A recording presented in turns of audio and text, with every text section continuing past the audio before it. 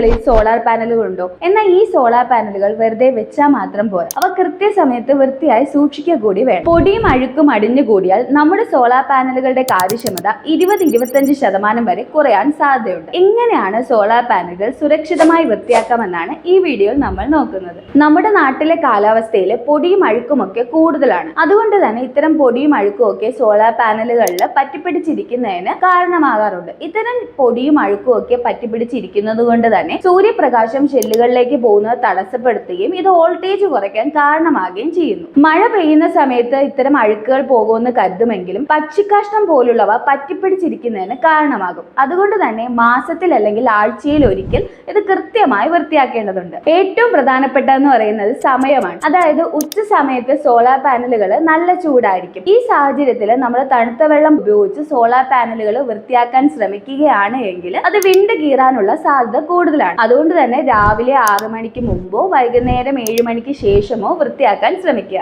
വെള്ളം ഉപയോഗിക്കുമ്പോൾ സാധാരണ പൈപ്പ് വെള്ളം തന്നെ ഉപയോഗിക്കാൻ ശ്രമിക്കുക. ഉപ്പുവെള്ളം ഉപയോഗിക്കുകയാണെങ്കിൽ അത് പാനലിൽ കേടുവരുത്താൻ കാരണമാകും. അതോടൊപ്പം തന്നെ ഹൈ പ്രഷർ പമ്പുകൾ ഇത്തരം പാനലുകൾ വൃത്തിയാക്കുന്നതിന് വേണ്ടി ഉപയോഗിക്കരുത്. ഇതും പാനലുകളിൽ കേടുവരുത്താൻ കാരണമാകാറുണ്ട്. സോളാർ പാനലുകൾ വൃത്തിയാക്കുന്ന സമയത്ത് പരിക്കൻ ബ്രഷുകൾ ഉപയോഗിച്ച് വൃത്തിയാക്കരുത്. പകരം സോളാർ പാനലുകൾ വൃത്തിയാക്കാൻ ഉപയോഗിക്കുന്ന സോഫ്റ്റ് ബ്രഷുകളോ അല്ലെങ്കിൽ മൈക്രോ ഫൈബർ തുണിയോ ഉപയോഗിക്കാവുന്നതാണ്. സോളാർ പാനലുകൾ വൃത്തിയാക്കുന്ന സമയത്ത് കെമിക്കലുകൾ ഒഴിവാക്കാൻ പ്രത്യേകം ശ്രദ്ധിക്കണം. അതായത് സോപ്പോ ഡിറ്റർജന്റോ ആസിഡ് ലായനികളോ ഉപയോഗിക്കരുത്. ഇത് സോളാർ പാനലുകളുടെ മുകളിലുള്ള ആന്റി റിഫ്ലക്റ്റീവ് കോട്ടിംഗ് തകരാറിലാക്കാൻ കാരണമാകും. ക്ലീനിങ്ങിനേക്കാൾ ഏറ്റവും പ്രധാനമാണ് നമ്മുടെ സുരക്ഷ എന്ന് പറയുന്നത്. അതുകൊണ്ട് തന്നെ ടെറസിലേക്ക് കയറുന്ന സമയത്ത് ഗ്രിപ്പുള്ള ചെരുപ്പുകൾ ധരിക്കാൻ പ്രത്യേകം ശ്രദ്ധിച്ചിരിക്കണം. അതോടൊപ്പം തന്നെ സോളാർ പാനലുകളുടെ മുകളിലേക്ക് കയറുകയോ അവയ്ക്ക് ഭാരം കൊടുക്കുകയോ ചെയ്യരുത്.